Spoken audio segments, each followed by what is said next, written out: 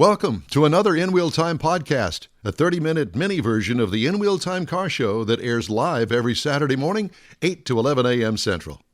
Somebody says you need to turn your volume up, by the way. Who did? Somebody. I don't recognize the number. Okay. All right. Just you. Just me. Just you. Okay. It's all about you.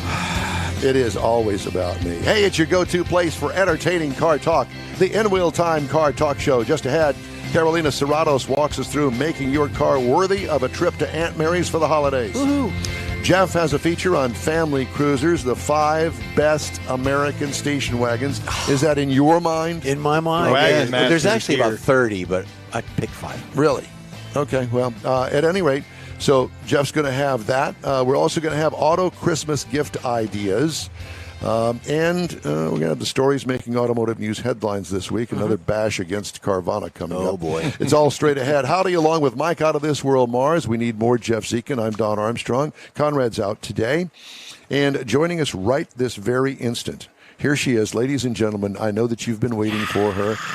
Karolina Serratos, professional They're on auto their care. Look feet. at that $1 million smile. Did you ever wear braces? I did. Did you? Good morning. Good yes, morning. I did. Good morning to you. Well, I know that your parents are proud because they spent thousands of dollars on Millions. that beautiful smile. Millions, yeah. So when we go into professional auto care, that's what we're going to see. Mm-hmm. So how are you? Nothing short of lovely. How are you guys today? Well, we're not quite lovely, but we are nice. It's been a long time. Yeah, We it haven't has talked been. to her in a long time. I know. How are things over at Professional Auto Care? Everything's going really well. Very blessed. Are you open today? We are not open today. No. Okay. You just came to the shop to do this interview? Yes, and I have other things to do. You know, things that Can't get you done can't do during during the week. Yep. Yeah. Okay, well, now that we've had that discussion, it's good to talk to you. See you later. No, I'm just teasing. No. Yeah. Well, thanks for having me on. Well, yeah, exactly. Matter of fact, I brought the Corvette in to see Karolina not too long ago. It was time for an inspection sticker and the once yearly oil change because I really don't put enough miles on it, but it timed out. You know, I think once a year is probably a good thing, no matter how many miles you put on it, because it just sits there and we don't want it to get gunked up. Am I right? Correct. I do the same thing. I have a Mini Cooper, an older one, and I do the same thing. At least once a year, I got to make sure I change that oil. Yeah, because you don't put enough miles on that either, do you? Oh, I don't. No. It's just a little fun stick shift car. Yeah. Well, cool. I have one of those too. Yeah. Well, yours has a clock on it like a tractor for timing out. That's right. rather than And, mileage. and the clock on the tractor is right boy. up here. Yeah. So I thought we would talk to you today about travel readiness tips for winter road trips. Now, most of us that don't really leave town, some of this may not apply because we're talking about going into weather. And be honest with you, Dallas is kind of like the turning point for weather as far as freezing temperatures and that sort of stuff. As a matter of fact, my Katie and her Ford Focus, I bought her a Optima battery, oh my gosh, 4 or 5 years ago. It finally bit the dust this week. Oh, no. And it probably wouldn't have bitten the dust, but she hadn't driven the car for 7 days, okay? Usually she walks to work, but the weather was so cold. It was 21 degrees this particular morning, and she said, she lives in Denver. And so she said, okay, well, I'm going to just take the car to work. Well, got out there and tick, tick, tick, tick, tick, tick, tick, tick, tick, tick, it wouldn't start. And I thought, okay, well, I'm sure it's the battery. And plus, it had been sitting there for a week without the alternator running. And so I said, let's go get you a new battery. Because, as a dad, and I know that you can relate to this because you've got one too. And she's a dad. Yeah. No. And so I will tell you that as a dad, you don't want your daughter to be stuck in some shopping mall parking lot when that sun goes down with the tick, tick, tick, tick, tick, tick, and having to deal with that. And, it's just not a safe thing to happen. And if you're lucky enough for it to fail in a parking lot, as opposed to failing on the side of the road somewhere. And so I think that, batteries are a big deal, as we like to say. Is there a way to... 100%.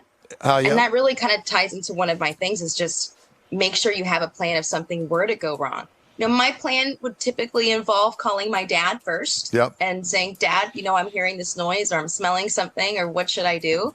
I understand not everybody has that, but even having your auto repair shop on your phone in case you do experience something, finding your AAA card and not forgetting it at home, so that way if you need to get roadside assistance, you have what you need. So you can show your card so you can get that roadside assistance, figuring out what kind of roadside assistance you have, keeping extra bottles of water in your car, having a blanket if you're going somewhere cold. Just having a plan is going to make the whole situation so much better. So that's probably my first advice to people. Not that you want to have a problem on the road, but you got to have some sort of plan in the event that something does go wrong. Well, familiarizing. Go ahead. I'm just going to say, and to embellish on that, let's not forget being stuck in a major freeway shutdown in cold weather. Do you have enough gas in the tank to keep the engine running, to keep the heat going? Yes, that's a great point. And the fact that, so many people are driving electric cars these days. I was thinking the you same got thing. enough juice in the battery, exactly. to keep the heat going. And don't wait till the last minute to fill up. Yeah, exactly. And if if you're going to head on out, make sure that you've got a full charge or a full tank of gas. Yeah. Right. Anyway, absolutely. Continue on. Yeah. And the next thing I would say is just familiarize yourself with your car. Just taking time to look at the owner's manual. If you're geeks like my sister and I, we couldn't agree what to play on the radio one time driving to Disney World, so we just decided to read out of her owner's manual.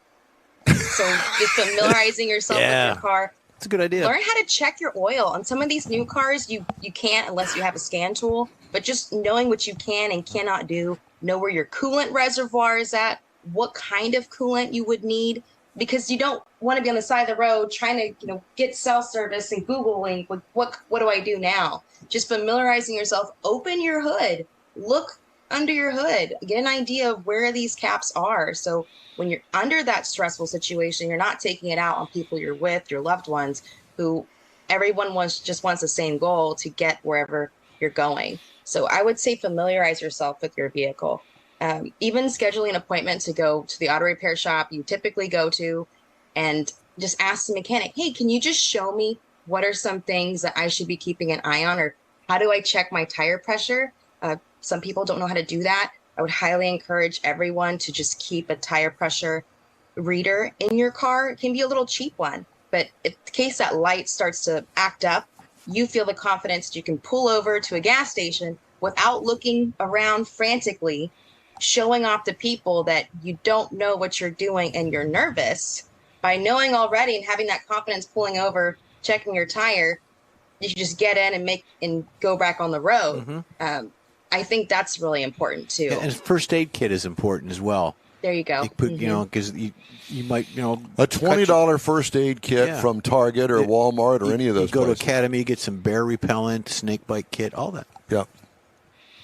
Yeah. Well, and back to your thing about the gauges and checking, for instance, like oil. I have a friend of mine that has a 2017 Jaguar F-Pace. Well, guess what? It does not have a dipstick, I found out. No dipstick. And you have to go through a whole series of junk to check the oil level with punching buttons and a series of events that you have to input into the computer for it to come up to find out how much oil is in it. Wow. Who dreamed that up? Jaguar. Uh-huh. Tata. Is it Tata? Yeah. I think it's Tata Motors. Mm-hmm. Mm-hmm. Yeah. So in that case, have your AAA card handy. Yeah, I'll say. What a frightening thing. You can't check the oil without going through the computer. And I'm sorry. You're relying on the computer to tell you that the oil is okay. Or low. Exactly. I don't know that I like that. I don't either. I mean, what if the computer's wrong? Yeah. Or, you can't really tell unless the light goes ping. And, the engine oil level is low. Or non-existent. Yeah, no, that's one of those things that you really need to take care of. And back to kind of your point right there, Don, if you're driving and you notice that your coolant light comes on and then maybe just goes off, well, you still may want to pull over and check your coolant level, because a lot of these vehicles, the coolant temperature sensor needs to be submerged in order to get an accurate reading. So if you're out of coolant, your light may turn off because there's no coolant it can be reading. So it cools, it gets to whatever the air temperature is inside wherever it is, the radiator or the manifold or wherever it is. And then it gets too hot, and then you got your check engine light, the car is shaking. It's like the light turned off. Why is this happening? So I think it's just very important to familiarize yourself, get yourself more confident. So you happen to see a light, know what lights mean. You don't want to be Googling and describing what the light is while you're on the side of the road to have to make that type of decision. Yeah, and hope that you got an internet connection while you're there on the side of the road. Oh, yeah. Let's talk about let's talk about tires and brakes real quick. Tires, I would 100% say, look how old they are. Especially if you haven't been doing a lot of driving. I did a pretty big road trip this past summer, and I knew that road trip was coming up, and I knew my tires were getting old. So I went ahead and I spaced out my tire purchases because I like the Michelin tires. So I had I bought 2 tires, and I waited a couple of months. And I bought the last 2 tires just because I wasn't feeling confident on the age of them. You don't want to be making a long cross-country road trip, or I would say not even a trip to Dallas if your tires are 5 to 6 years old. Go to a tire professional, go to a tire store and say, hey, look, can you teach me how to read how old my tires are? Can you look at the tread depth and tell me if this is okay for the wet, or do I have the right tires for going where I want to go? Yeah, exactly.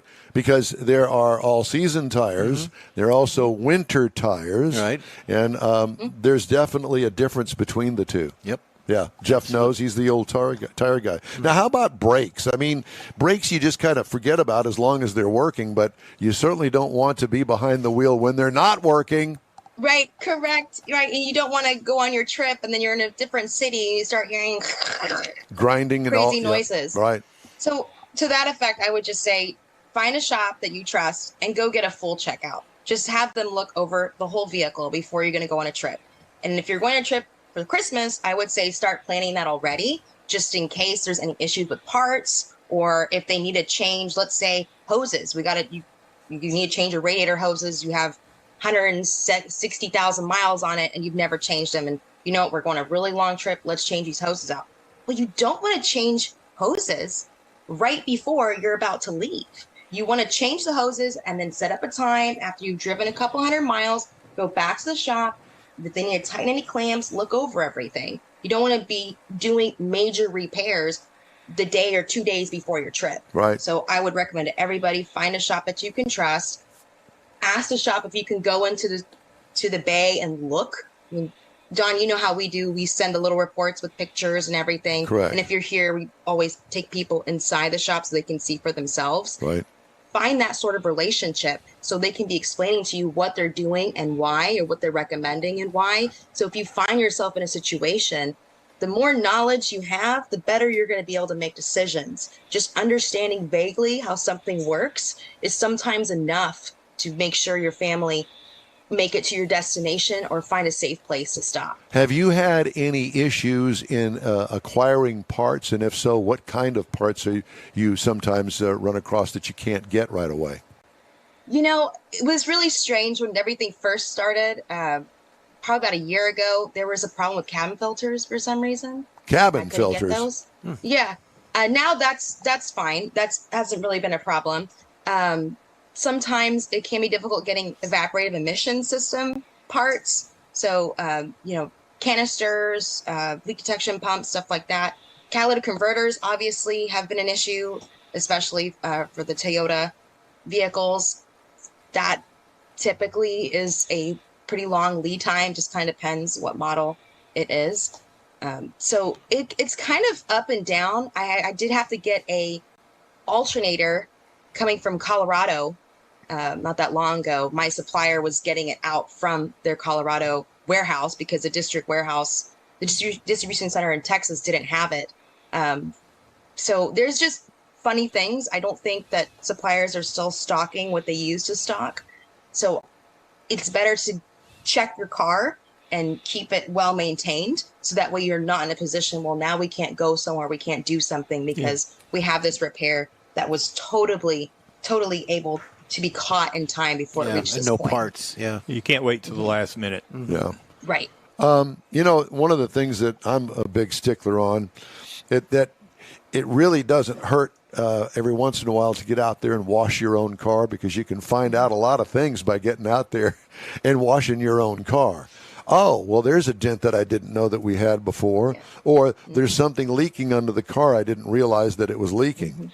It's silly things like that most people don't really think about unless there's some great big huge puddle of oil in the, or whatever the case may be. Then it's too late. Then it's too late. Yeah. Then you got to call the wrecker, and it becomes a major problem. Have you had any cars come in on the hook? Have you had any problems with a certain make or model of car that you have seen recently? Jaguar? I've seen a lot of issues with neglect. So people falling behind on their maintenance and it causing problems. I don't think that you can just blame one particular brand or model. It's really being proactive or not being proactive. Either you're going to do your maintenance. It's just like your body. You want to take care of your body. You want to exercise. You want to eat right. You don't have to go crazy, but just little habits you build here and there are going to make a big difference. Just incorporating little small things, like you said, washing your own car, driving without the radio super loud to see if you hear any noises, or just turning on your car and sitting in it for a little bit. Just to familiarize yourself with things. I've seen more issues than anything from, it started making that noise like 3 weeks ago, and it seemed it wasn't getting any worse, and then today it's just really, really bad, and then they have to come in a tow truck. And you have to talk. You have to talk to your car. You have to talk to it, and you have to name it. I talk to my car quite often. Do you? But and you're still talking to yourself as well. Well, yeah, nobody else will listen. That's right. This is true. One of the things that comes to mind is, if I'm going to buy a car, and I'm not new, but a used car, can I bring it to you and have you guys look it over? Absolutely. 100%. Okay. Yeah. Do you charge a fee for that? I do charge a fee, yes. How much does it depend on the kind of car, or what?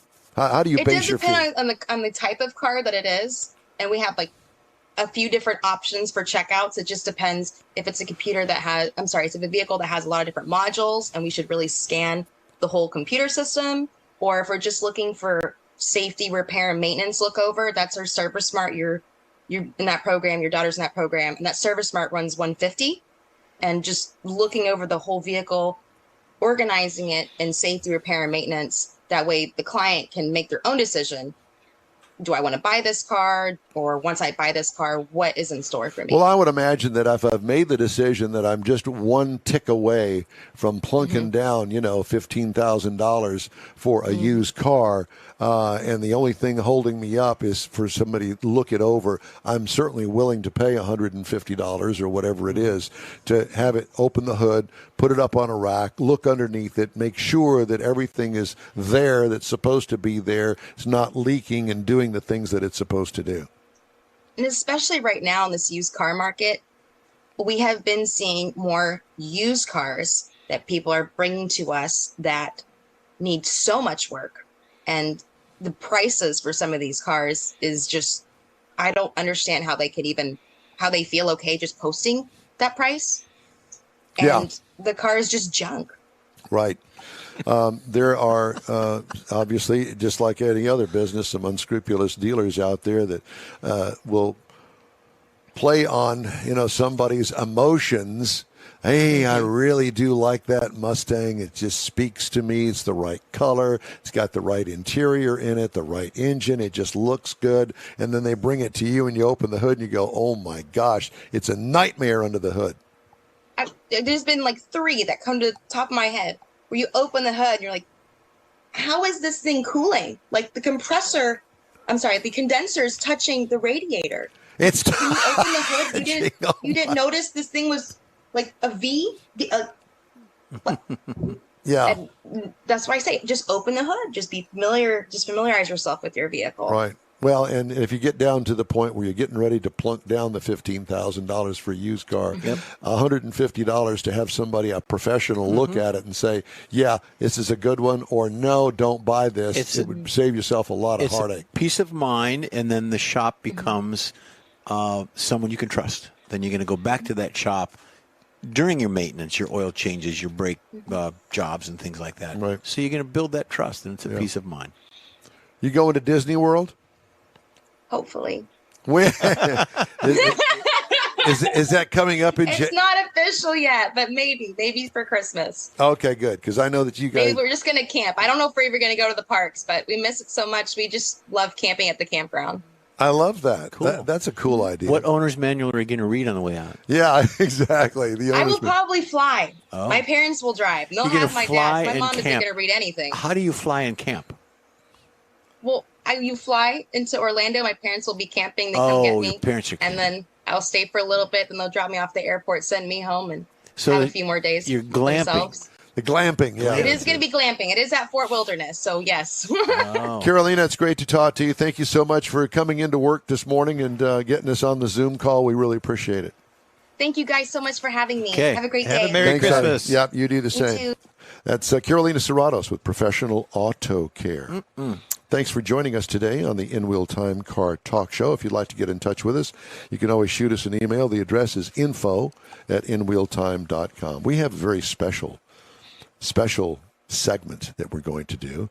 Jeffrey has come up with the top 5 station wagons in the United States. Yeah, they're my favorite. I know they are. They're my favorite. Tell me. Okay, well, first one, we're going to get this video going here. All right. Do And, that. Yeah, I'm going to try to do 3 things at one time. You can handle it. All right. So the first one that I have on here, in my opinion, is the Buick Roadmaster Estate Wagon. Yes. The Roadmaster Estate Wagon was the least popular body style in the Buick lineup. It introduced station wagons as a category of the American car industry. There were numerous wagons before it, but they were all sedan delivery vehicles for commercial purposes. When they presented the Roadmaster Estate in the late 40s, it changed the game.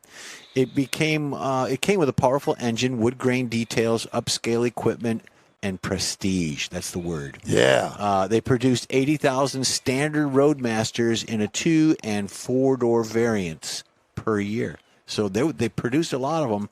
They just weren't happy campers to the public.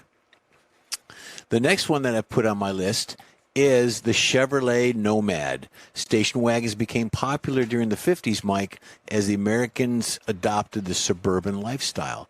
At the time, station wagons were a reasonable position for young families with children, like yours. Chevrolet presented its famous Tri-5 models in 1955, but one of the most interesting new body styles was the Nomad. The 3-door station wagon was the stylish yet practical. Chevrolet also produced a lot of regular 4-door long roofs, which are that's what they call them, 4 doors, long roofs. New Bomb's Pie Wagon. Yeah. The most interesting version of the Nomad was the Fuelie. It was a rare model with a fuel-injected V8 engine from where? The Corvette. It was the first muscle station wagon. Gotta love it. I'm going to tear up. Combining practical body style with fuel-injected 283 V8 small block engine.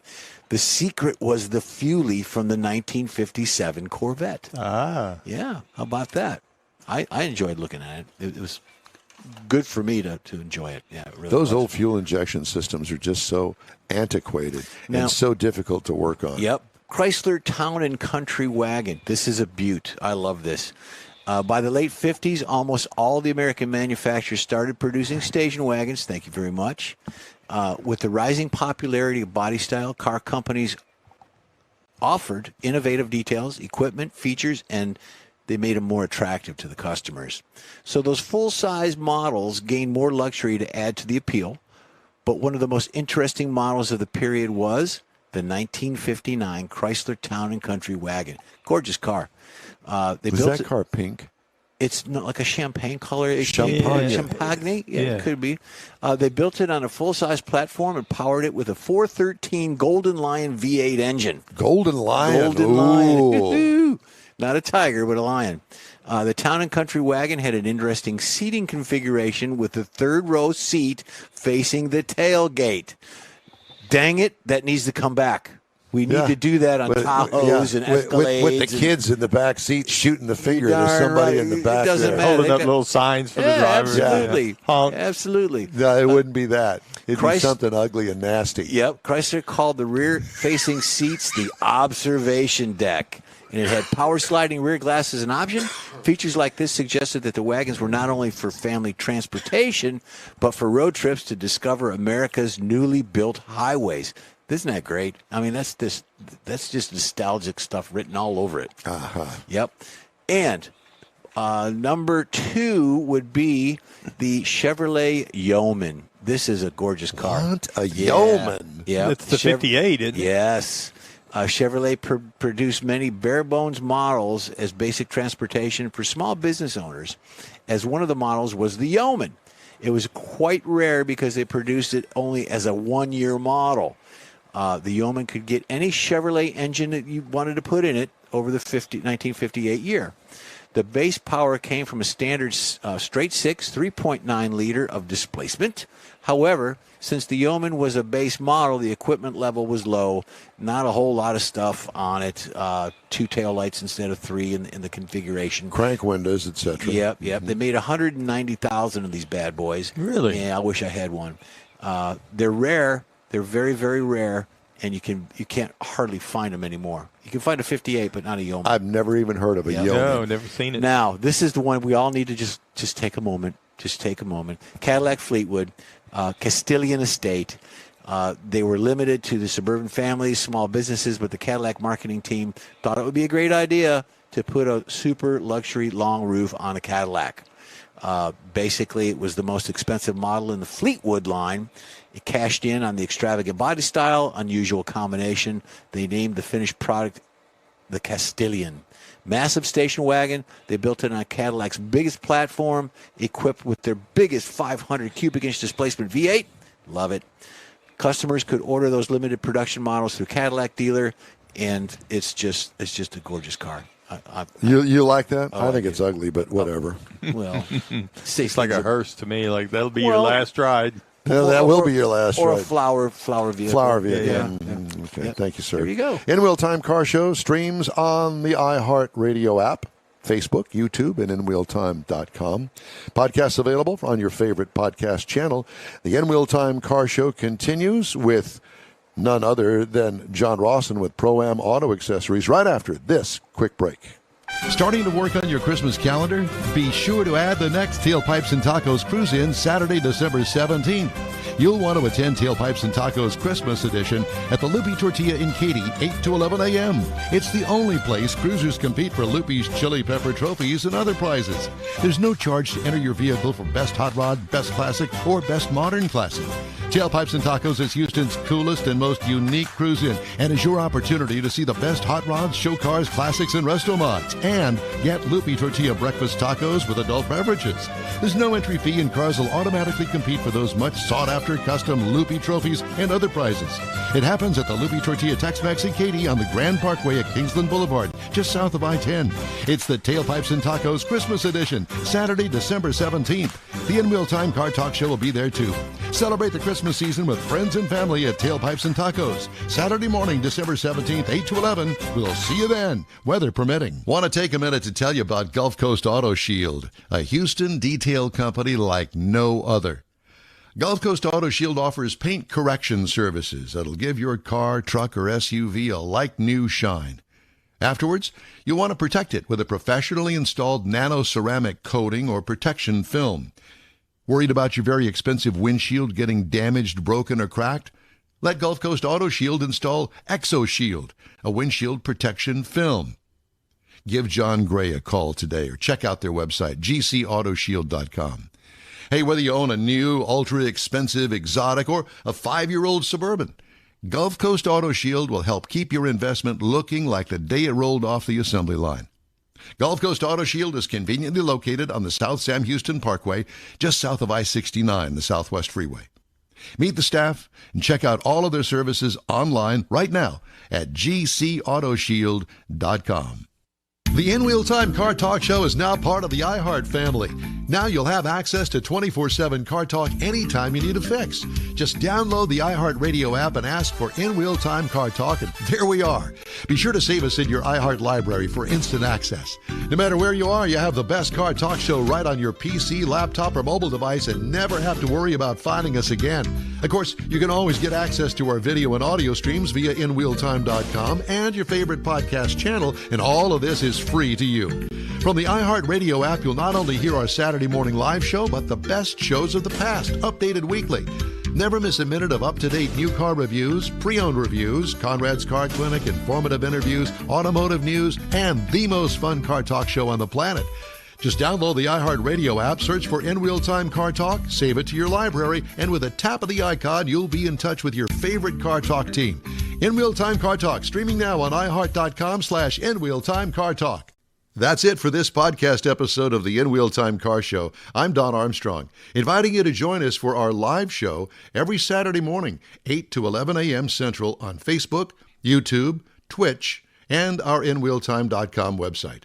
Podcasts are available on Apple Podcasts, Spotify, Stitcher, iHeart Podcast, Podcast Addict, TuneIn, Pandora, and Amazon Music. Keep listening, and we'll see you soon.